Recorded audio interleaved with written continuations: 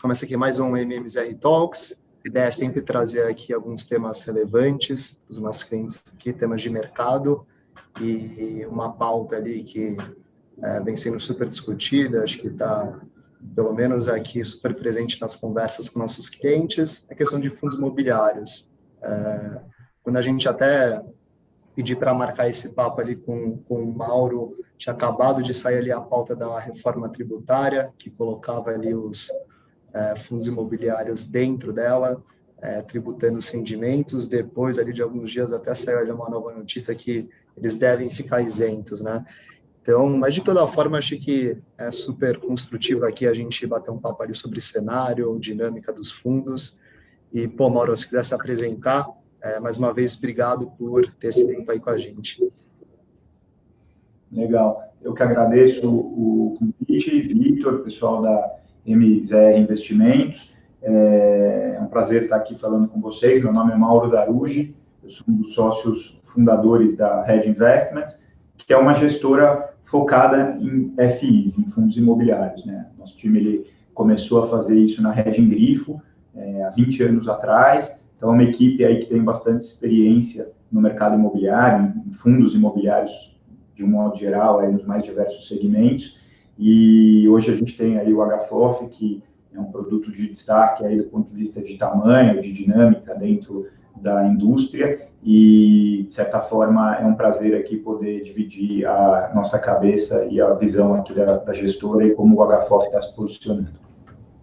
Legal, prazer é todo nosso, Mauro. Acho que começando aqui um pouco falar ali sobre cenário dos fundos, antes da gente falar ali, enfim, da proposta da reforma tributária. Um pouco ali, a gente viu um cenário muito positivo ali, né, até o comecinho de 2020, o IFIX ali renovando as máximas históricas ali nos 3.200 pontos. Depois a gente viu um cenário um pouco mais estressado ali, com bastante volatilidade, algo que diminuiu relativamente ali no começo desse ano, mas que voltou ali nos próximos 2 meses, né? Entender um pouco ali do lado de vocês, até com uma cabeça ali de um gestor FOF, como é que vocês estão lidando com esse momento? A gente, evidentemente, a gente recebe muitos questionamentos aqui de clientes, então a gente até gosta de fazer essa ponte ali, cliente, de repente, direto com um gestor de fundos para entender um pouco ali a dinâmica do mercado, né? Olhando ali principalmente também agora para o segundo semestre. Legal. Eu acho que você pontuou muito bem aí, né, que historicamente é um investimento que tem um nível de volatilidade mais baixo, né?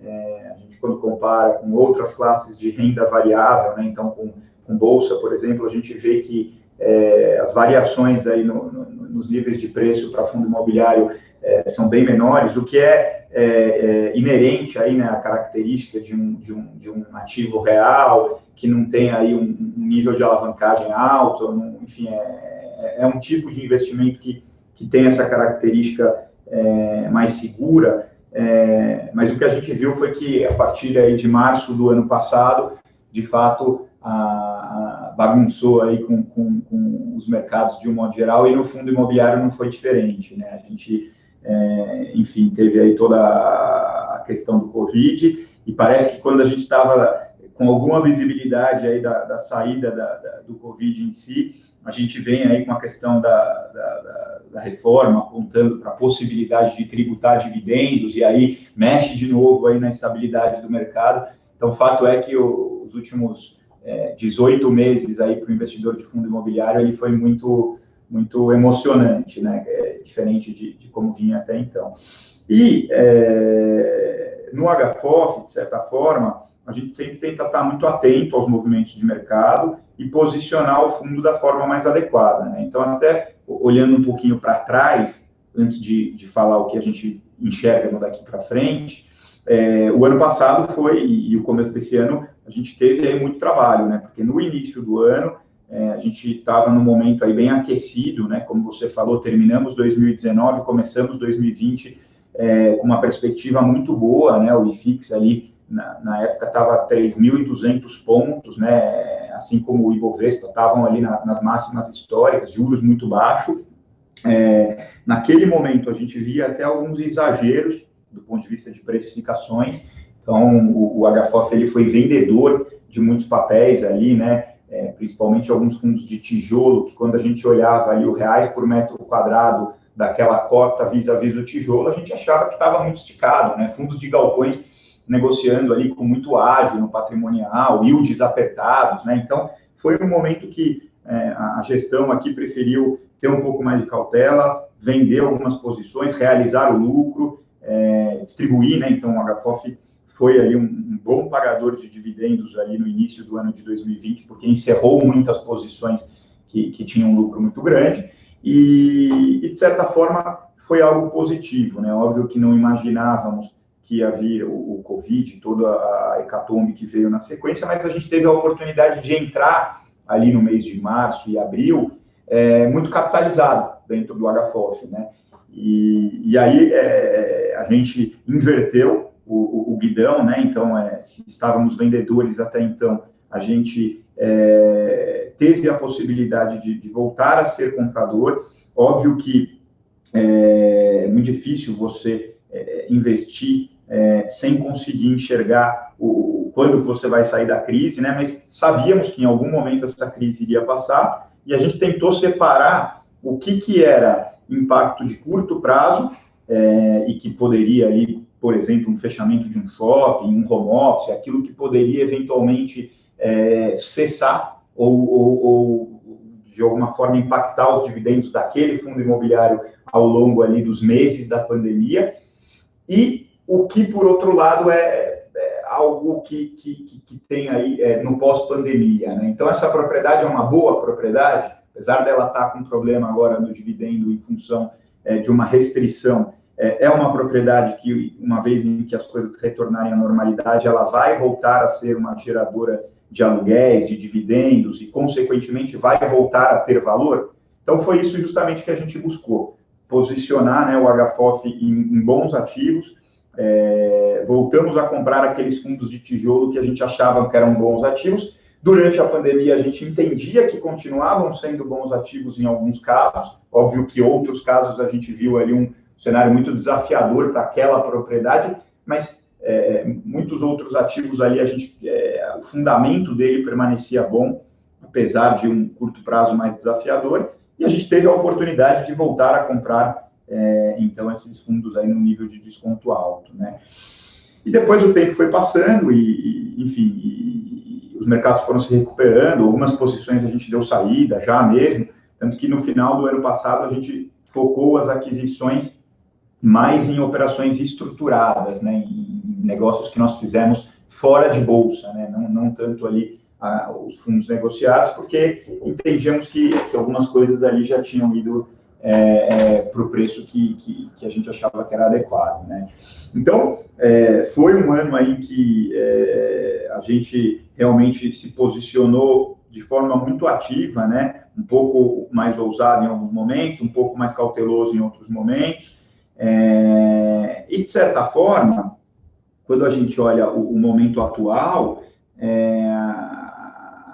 a gente entende que a classe fundos imobiliários ela está muito competitiva, né, para o investidor entrar, né? Apesar de toda essa incerteza, os fundos vão ser tributados ou não, quando que a pandemia vai acabar, mas ainda assim, se a gente olhar hoje, enfim, o IFIX, diferente de outras classes, ela ainda não retornou para o patamar de preços que tinha no pré-pandemia, né? Então, diferente do Ibovespa, que renovou as máximas, o IFIX hoje, ele roda aí próximo de 2.850 pontos. Então, nós estamos aí algo como 10%, 15% atrás do pré-pandemia, né? Do ponto de vista de preços, de valor, efetivamente. E quando a gente olha pela métrica de geração de dividendos, de geração de resultado, a gente vê que hoje os fundos eles entregam aí na média, óbvio que vai depender de setor a setor, fundos de recebíveis pagando um pouco mais, fundos de shopping pagando um pouco menos, mas uma carteira de fundos imobiliários, como é o caso, por exemplo, do HFOF, paga aí para o investidor algo próximo a 7,5% de dividend yield, quando a gente compara o fluxo de dividendos que está sendo distribuído vis-à-vis a cotação para o investidor entrar naquela classe, né? E aí, quando a gente compara esse 7,5 com o juro real, né, que é o cupom aí da NTN-B, que hoje, aí, se a gente for pegar, mesmo com a subida de juros que teve, que aponta isso no cupom aí das NTN-Bs, a gente estaria falando que o Tesouro, aí, a NTN-B, estaria pagando algo como 4,10, versus um fundo imobiliário que te dá aí algo como 7,5, né? E aí entendendo que os dois vão repassar a inflação ao longo do tempo, né? Então, a NTN-B, ela é um título que tem essa dinâmica de pagar o cupom mais inflação, e o fundo imobiliário, até pelo momento que a gente vive, em que os aluguéis estão defasados, em que você tem, inclusive, algumas propriedades que nem estão repassando a locação em si, é natural você imaginar que para os próximos 12 meses, 24 meses, você vai ter pelo menos um repasse de inflação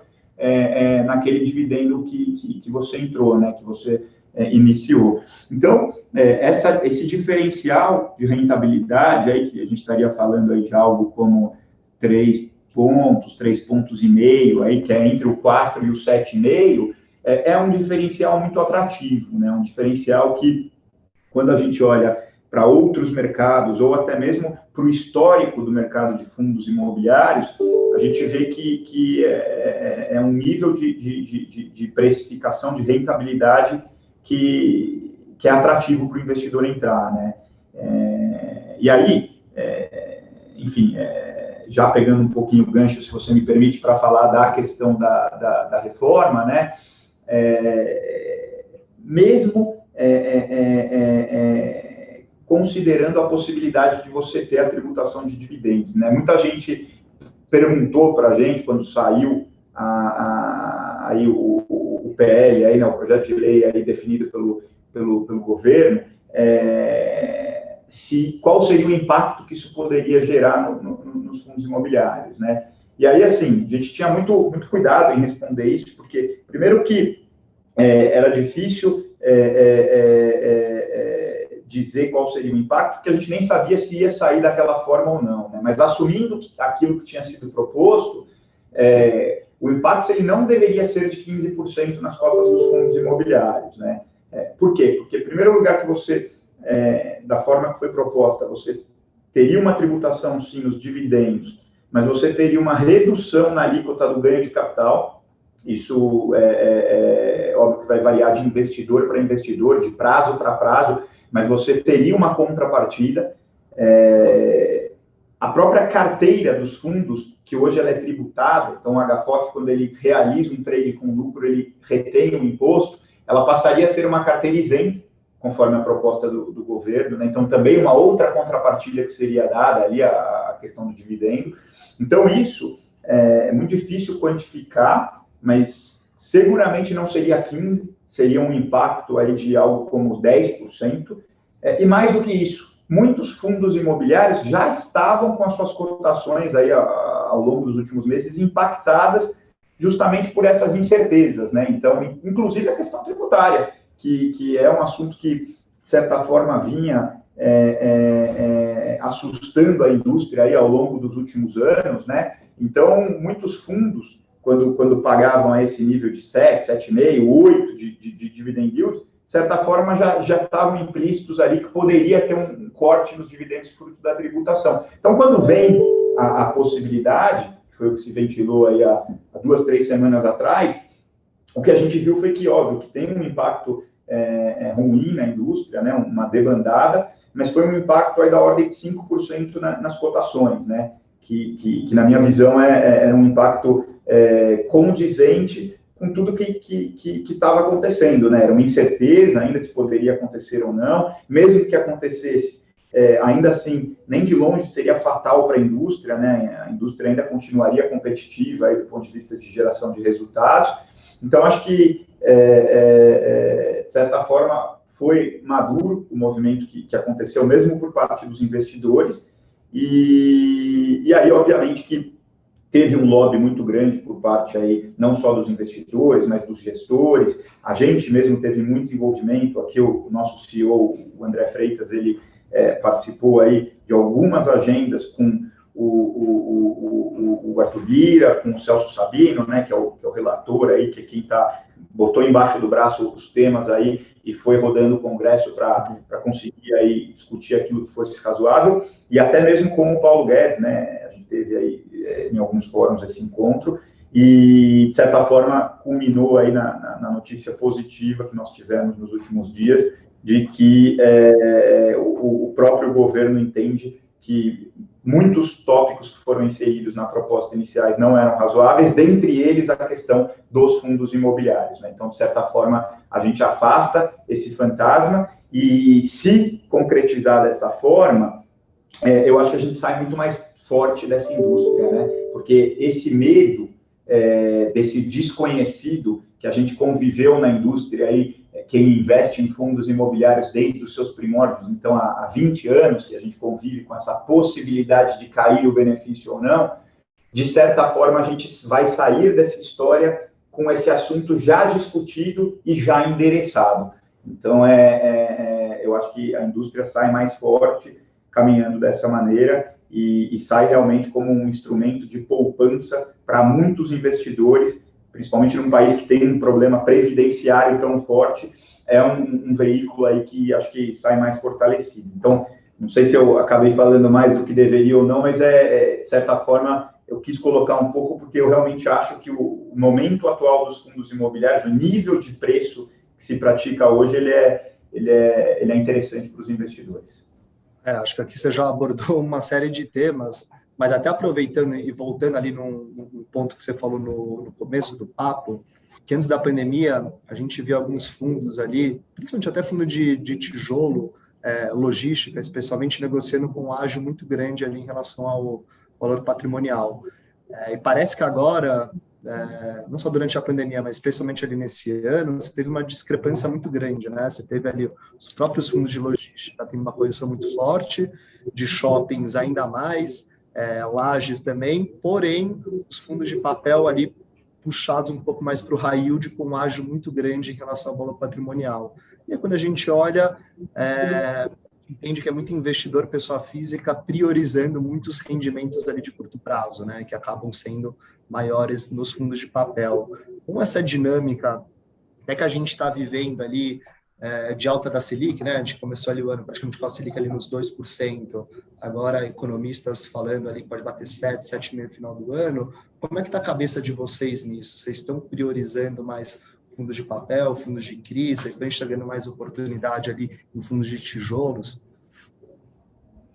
Legal, a gente analisa muito, a gente faz diversas análises aqui, né, dentro da estrutura do HFOF, para suportar a gestão, os investimentos, e uma delas a gente analisa muito a qualidade e o perfil do fluxo que é comprador ou vendedor dos papéis, né, e acho que você colocou aí uma informação que é muito certeira, que de fato o segmento que apresenta maior ágio é o segmento de papéis, de recebíveis imobiliários, e é um segmento que está sendo puxado pelo investidor pessoa física, né? A gente vê o institucional mais cauteloso, com esses fundos aí que estão negociando num ágio muito forte, e a pessoa física, às vezes, muito imediatista, olhando o dividendo atual, o dividendo recorrente, né? Acaba sendo aí impactada por uma inflação que foi muito forte nos últimos meses, né? A expectativa que tem aí é que ela não seja tão forte nos próximos 12 meses como ela foi nos últimos 12 meses. Então, quem olha para um pouquinho mais longo prazo tem um pouco mais de cuidado em relação a isso, né? E no HFOF é justamente esse tipo de análise que a gente gosta de fazer para entender aonde tem valor escondido ou não. Então, se você me perguntar qual você acha que são as melhores oportunidades, não vou falar das piores, vou falar as melhores oportunidades que estariam aí dentro do segmento de fundos imobiliários, né? Olha, de certa forma, eu acho que são duas.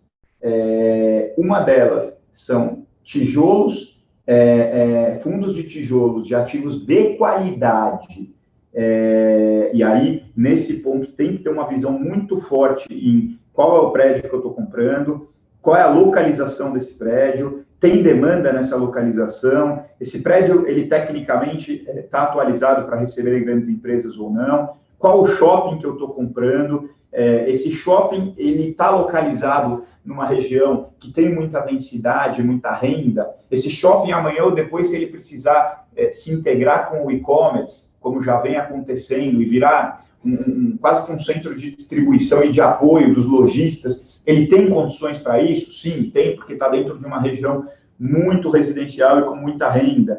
Ele tem uma administradora nesse shopping que está atenta a todos os movimentos, que está integrando com o digital, com as vendas físicas, que está fazendo drive-thru, que está colocando dark kitchen dentro dos shopping centers para que os restaurantes usem ali aquele espaço também como um delivery, não só como a venda dentro do shopping. Então, a primeira grande oportunidade, acho que é olhando e selecionando as melhores propriedades que a gente entende que vão continuar operando e alugando depois que a pandemia passar, e que estão negociando hoje na Bolsa com bastante desconto.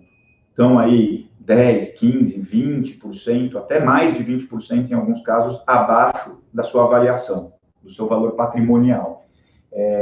Sem dúvida, esse é um segmento que, para aquele investidor que tiver esse olho crítico e tiver essa paciência, mas vai ser remunerado de forma adequada a hora que a pandemia acabar, e ela vai acabar, e aí vai ter essa captura de valor, né, esse desconto hoje que tem aí da ordem de 20%, 25%, 30%, a depender da oportunidade, o investidor vai ter aí esse retorno extraordinário. Então, essa sim, uma oportunidade que eu acho muito importante, né, com muito critério na propriedade, no fundo que está sendo selecionado, e aí, obviamente, podendo entrar num preço descontado.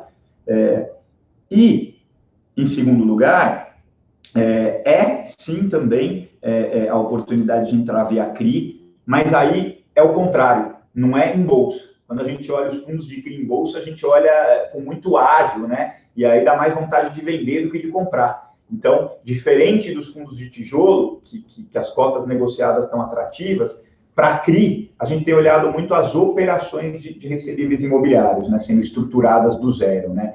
Porque a gente vê aí que, óbvio que se você pegar alguns CRIs aí que estão muito focados no varejo, a competição está muito grande, e aí a taxa vai ficar mais apertadinha, não vai ser tão atrativo.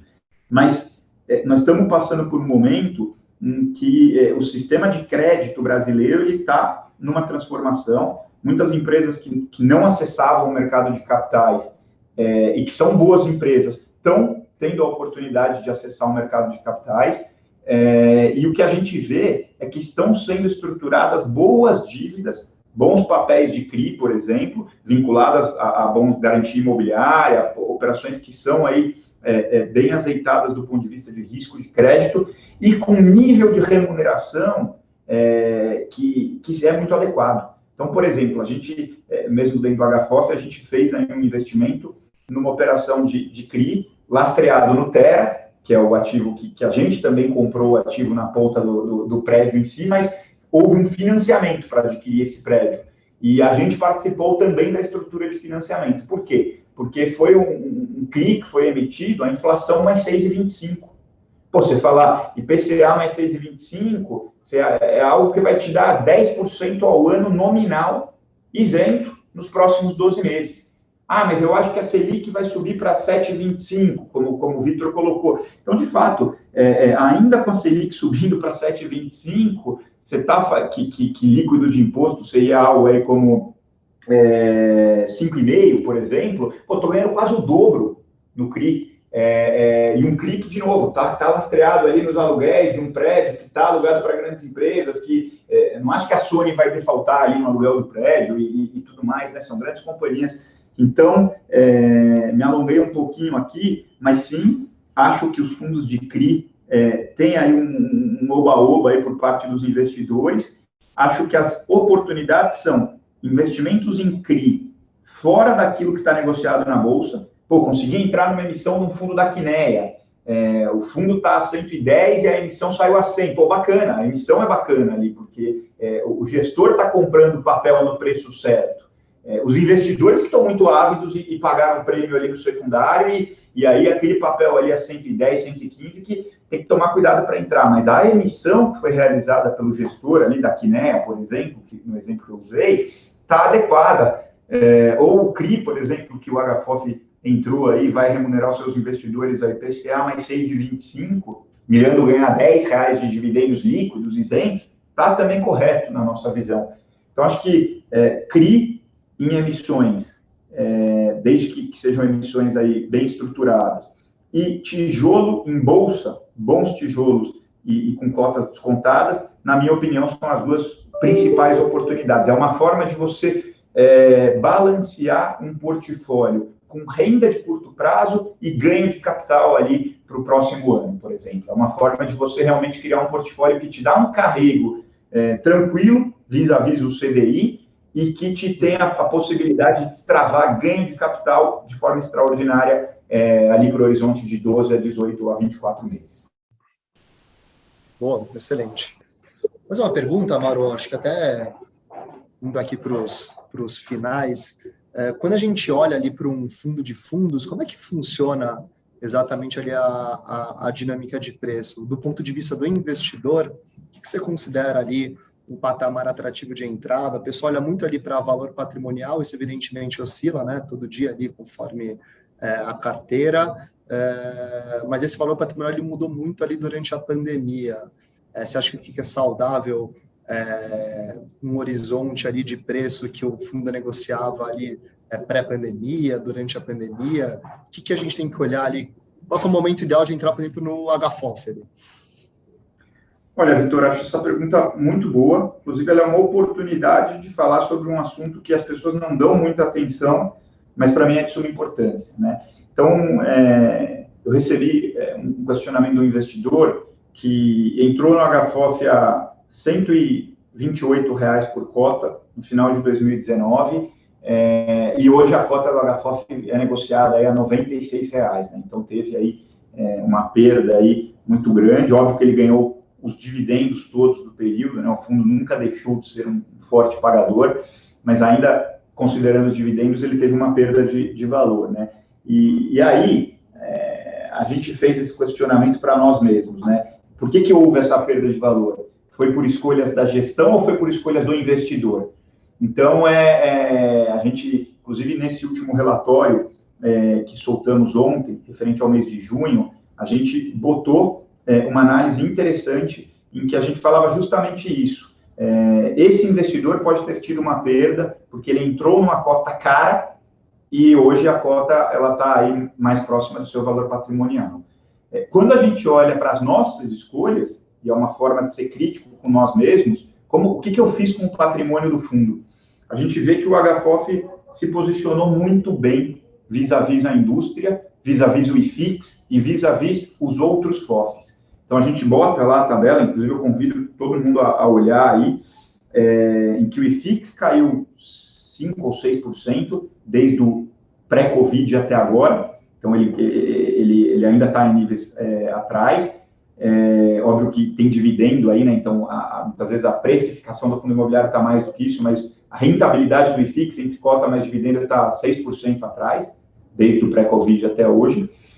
O HFOF Bolsa está 8% atrás. Você fala, pô, o HFOF Bolsa caiu mais. Caiu mais, sem dúvida. Mas quando eu olho o HFOF patrimonial, ou seja, o que eu, gestor, fiz com o seu patrimônio, investidor, ele caiu 1,35. Ou seja, ter delegado os recursos na mão de um gestor que foi ativo durante a pandemia, da forma que nós mencionamos há pouco, fez com que basicamente você não tivesse tido perda patrimonial. Então, a minha cota patrimonial ela era, acho que R$106, R$107, um pouco mais, acho que 108, 109.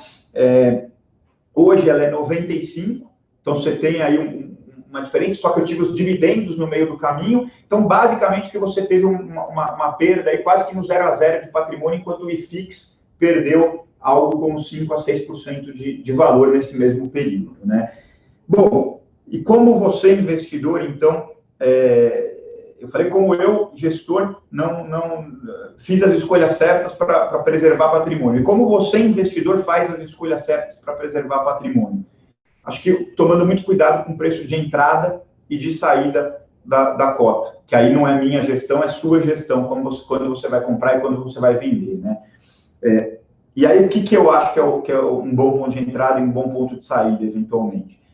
Eu acho que estar próximo da cota patrimonial, inclusive com algum prêmio em relação à cota patrimonial, é razoável, porque é um fundo que tem aí uma dinâmica muito grande, está sempre mexendo no portfólio, fazendo coisa extraordinária, tem coisa que não está na patrimonial que vai extrair valor e ganhar. Então, você fala, estou entrando 5% acima da patrimonial, parece razoável. Sinceramente, acho que é um bom ponto de entrada. Ou hoje, que nós estamos aí muito par e passo com a cota patrimonial. Minha cota patrimonial é 95, minha cota em bolsa é 96. Ali, pau a pau, bom ponto de entrada.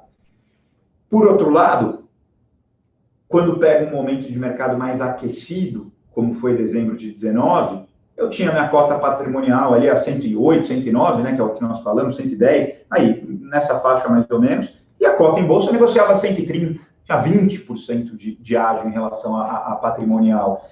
E aí, enfim, melhor que a gente acha que possa ser nossa gestão e tudo mais, não tem como considerar isso um bom negócio, né? Enfim, aquele investidor até que faz o trading, que compra e vende, que não quer ganhar só no longo prazo, mas quer acertar sempre a hora de entrar e sair, ali eu acho que era um ponto que talvez era mais para ter cautela, para ser vendedor e depois voltar a entrar perto do patrimonial ou entrar numa emissão, que é quando a gente faz, que é sempre pelo patrimonial, né? E aí, só colocando um último tema, que é um tema importante, muito investidor não percebe, mas a indústria, ela tem algumas práticas, né? Então, tem aqueles gestores que emitem novas cotas abaixo do patrimonial, tem aqueles gestores que emitem no patrimonial, que é o que a gente faz, é o que a gente acha que é correto, né?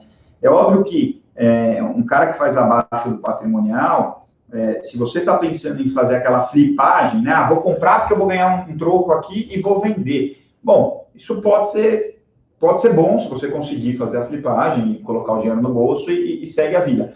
Agora, se você tem um veículo que você quer que aquele seja o seu veículo para fazer as apostas na classe fundo imobiliário, seguramente essa prática do gestor é uma prática que vai ter um preço e vai penalizar o seu bolso, porque a gente vê alguns postos que fazem emissão abaixo do patrimonial e você vai vendo que ao longo dos anos a patrimonial dele vai caindo, né? Enquanto que outros gestores eventualmente vão subindo a patrimonial. Então, se eu pudesse te responder, é mais ou menos isso, Vitor. Acho que a gente tem que fazer as nossas escolhas conscientes enquanto gestor e nisso a gente tem que ter responsabilidade de cuidar do patrimônio do investidor, mas o ponto de entrada e o ponto de saída, aí acho que vocês têm que fazer as boas escolhas aí também, que potencialize esse retorno do investidor. Sem dúvida. Que fica até um trabalho nosso também de sinalizar ali os bons pontos de entrada e boas alocações, né? Mas, pô, Mauro, super agradeço seu tempo, acho que foi super produtivo, a gente conseguiu passar por, acho que todos os pontos aqui relevantes e, enfim, agradeço aqui a parceria de sempre, a gente vai mantendo o contato aqui. Legal, eu também agradeço pela oportunidade, a gente, como já falamos aí outras vezes, a gente é uma casa de gestão, a gente não tem a área comercial, não tem a assessoria que vocês dão aí para os clientes, então é importante a gente estar contando o que a gente está vendo, sentir também aí o feedback dos investidores, e é isso aí, convidamos a ver os relatórios que acho que estão cada vez ficando mais legais, mas as portas estão abertas aí para vocês, Vitor, sempre que for o caso. Maravilha. Obrigado, Mauro. Excelente dia. Valeu. Valeu. Um abraço, igualmente.